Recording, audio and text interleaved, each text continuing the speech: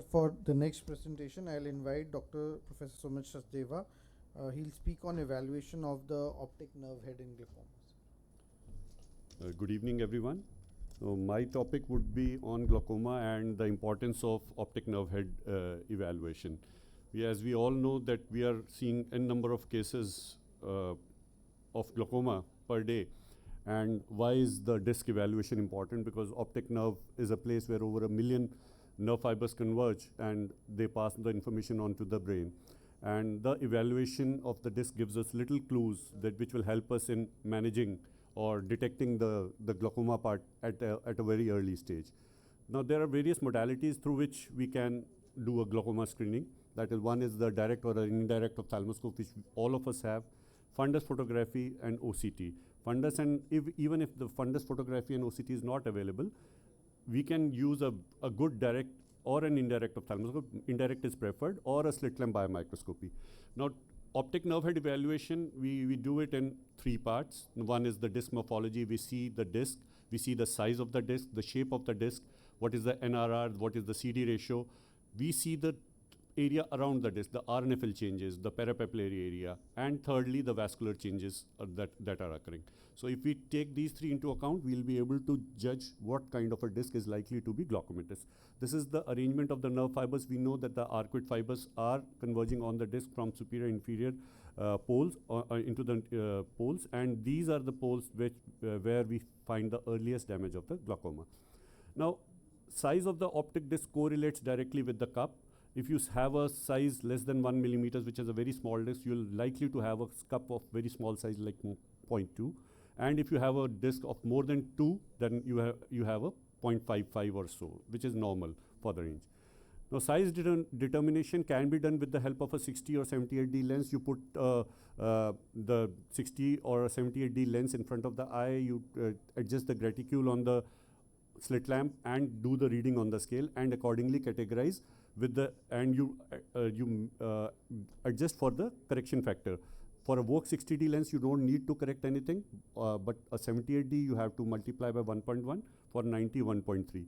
So average vertical diameter is 1.8 millimeters, average horizontal is 1.7. Anything above or below that is a small or a large disc. Almost all the discs, it is said that they follow the ISNT rule, where the inferior neuroretinal rim is more than the superior, which is more than nasal and temporal. But we should understand that approximately 30% of the eyes do not follow it. So even if an eye is not following the ISNT rule, please don't jump on and label the patient as glaucomatous. The DDLS came by Dr. Speth, and he said that instead of CD ratio, you look at the rim to disc ratio, and a rim to disc ratio is a much more sensitive indicator of a disc damage than the CD ratio. So disc damage likelihood scale was given. This is the nomogram which is given, and you see that in a small disc, even a 0.2 disc to rim ratio the person is at risk, while in cases of large disc, even up to 0.1 can be adjusted. So what is a glaucomatous disc? Glaucomatous disc is where the cupping is fundamental. It is a type of optic atrophy where there is a loss of neural tissue. But one thing to remember is that the neuroretinal rim remains pink till the very end, and it is only pale when the optic disc is atrophic. Look at the notching, focal notching. Now, 3 things: focal notching, the sector defect, the RNFL defects, and the splinter hemorrhages. They go together most of the times. So, and saucerization is one thing that we need to look at, that where the paler does not match with the optic cup.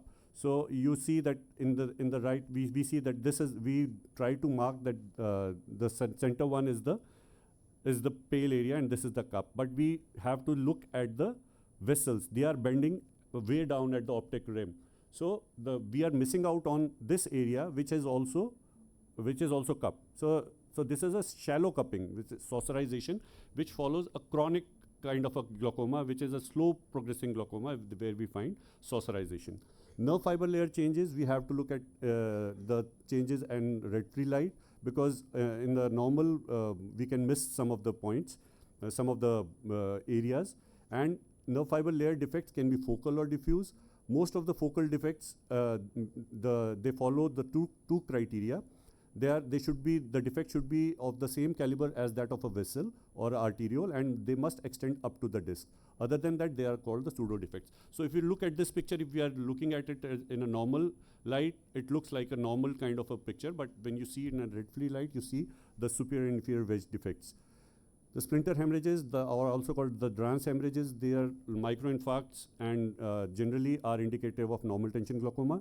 And these hemorrhages, when they disappear from the papillary part first and then from the retinal. So if you are finding something on the retina and not on the papilla, that means it's not a fresh hemorrhage, it is receding. So this is how the hemorrhages look.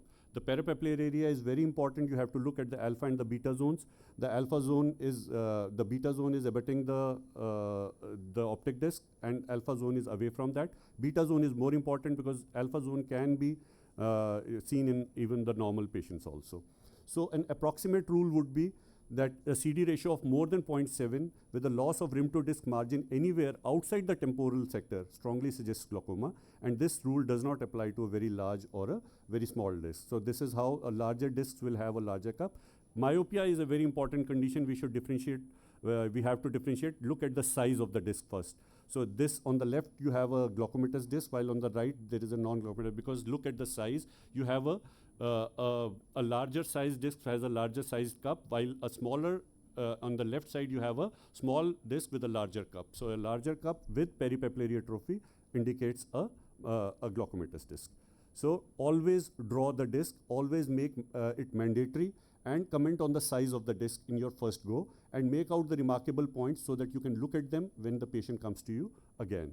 And always document any progression, like you see us bearing of the circumlinear vessels in the next visit, when once maybe after 6 months or 1 year you have to rule.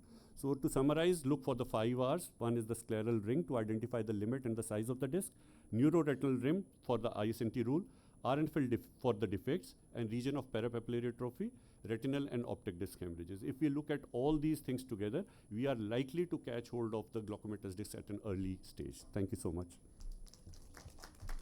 Thank you, Sumit, for the excellent presentation, especially focusing on the disc, which all of us know is an important parameter for diagnosing cases of glaucoma or papillitis or atrophy, whatsoever it is. So it is one of the important clinical skills which one must master. In the paucity of OCT or other, say, gadgets, we should be able to diagnose these cases. Thank you.